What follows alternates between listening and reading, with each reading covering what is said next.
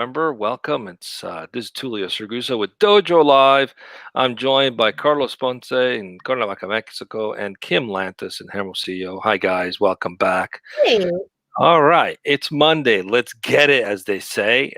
We had three shows last week, and we had pitching the augmentation game with David Reid, who's the CTO and CMO at NOV, and also the NOV. NOV, excuse me, yeah, NOV. And then we had Journey from Software to Shoes, Driven by Passion, with twists and turns along the way, with Nimesh Porbandarwalla of DJO or Dr. Shoes. And finally, mobility-based media, capturing audiences on the go with Fermin Morales and Bo Sijuade, COO and CEO of Oyster. So they were all great shows, and if you haven't seen them, I encourage you to check them out, because there's always some lesson, some opportunity, something new that comes out of these interviews from the people who are actually shaping the tech industry.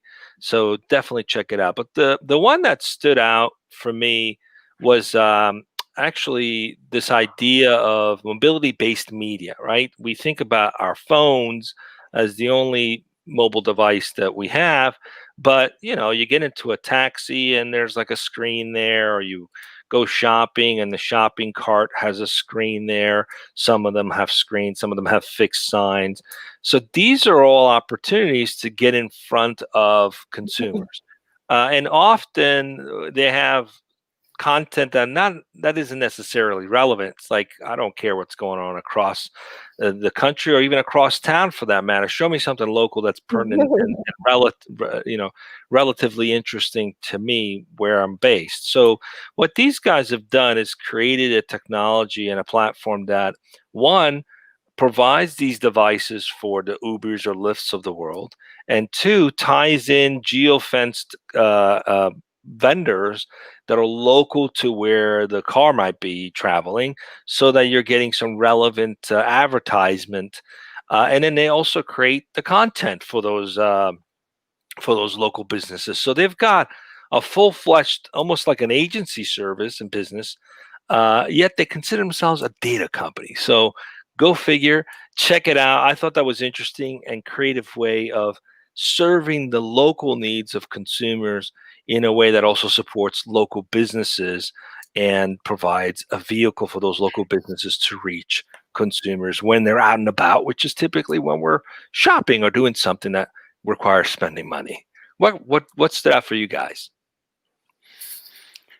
Yeah, well, in my case, Tulio, the one that you mentioned, the conversation with the guys at Oyster, it was at first it was confusing, because I thought, from the looks of it, you go to the website and, well, the first thing I thought was, oh, well, there's this app, one more, right? But then you realize that everything that they're working on, they're putting together, their attention to detail, and also what I liked about them is that they're putting a lot of effort also in production and content. So they're also working with their clients to produce high quality value content, so which they curate or help to curate. So in that sense, it's a very, very broad platform.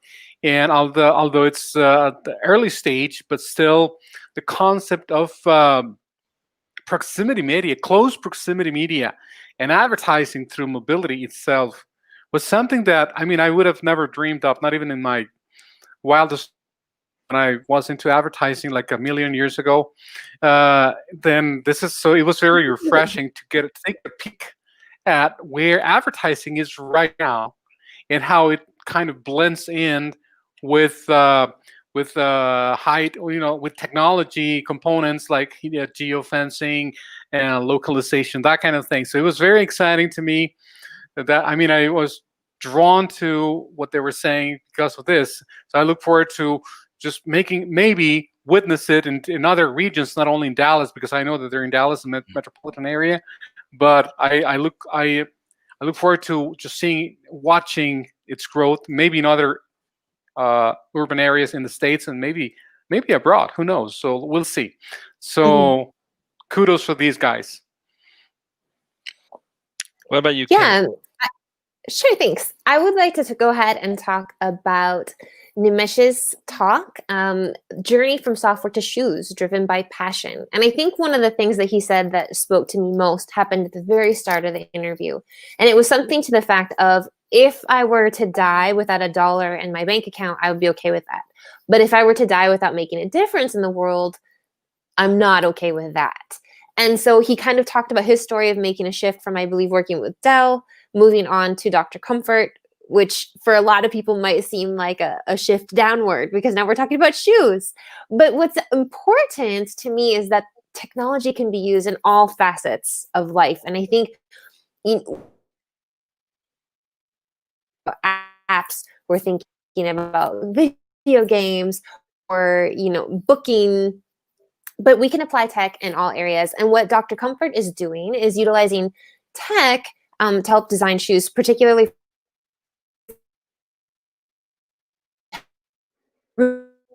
I learned a lot about actually on the 30 million diabetics in the United States because of diabetic foot ulcers. And so these shoes are a way to prevent that. And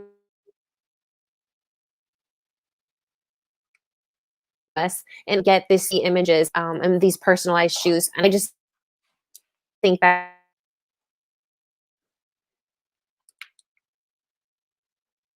I think we lost Kim. Whoops, we lost Kim.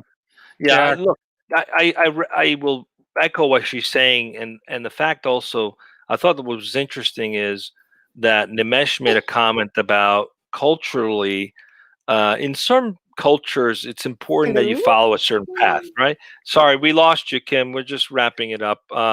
So in some cultures, it's like you have to become a doctor or an engineer or a lawyer, right? So anything other than that is frowned upon as not being successful. And I love the fact that, you've got to follow your passion and not be afraid to do that. I love that he shared that with us and found a different path to still adopt technology, as you mentioned. What about the conversation with David Reid? Carlos, I think you had some thoughts on that. We're coming up on time, by the way. Well, what I do remember about what drew my attention with the conversation with David Reid is the fact that and I mention this every time that we speak with someone who is connected to AI, we've had a lot of those conversations, and the common thread seems to be always humans are better. Humans are AI is never going to take over Hollywood style.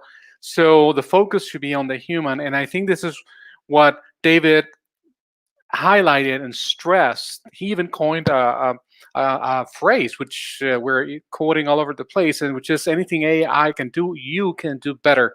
So that alone, it should be, I don't know, how can I say this, Tulio? That alone should be something that just making us ease that although AI is very useful as a tool, it can help us make our life easier in more ways than one, but still humans behind it are the ones who are going to be in control, and that's very, very comforting. And actually, David made a point of that too. So I agree. I totally agree with him. So that's what drew my attention from this one, Tulio. Yeah, very encouraging, and again, bringing back to the human ingenuity behind everything. So, guys, we're up on time shortly. What have we got coming up this week? Yeah, okay. This week, Tulio, unfortunately, we had a cancellation, and so the only, actually, Tulio, in all honesty, it looks like a pretty odd week because of these cancellations, but there's someone else who's going to be stepping in. I don't have the info. The only thing that I know is that the company is called Plant Jammer, and we're going to be speaking with its CEO, Michael Hasse or Hasse. I hope I pronounce it correctly. So that's the only one we have like set in stone for this week. The others, like they're kind of flaked out a little bit. Maybe it's the holidays approaching and everyone's like, yeah, I want to go home. But so that's what we have for sure, Tulio, on Wednesday right here on Dojo Live at 1. All right. Well, we'll see you back on Wednesday at 1 p.m. Thanks, guys. Have a great rest of your week.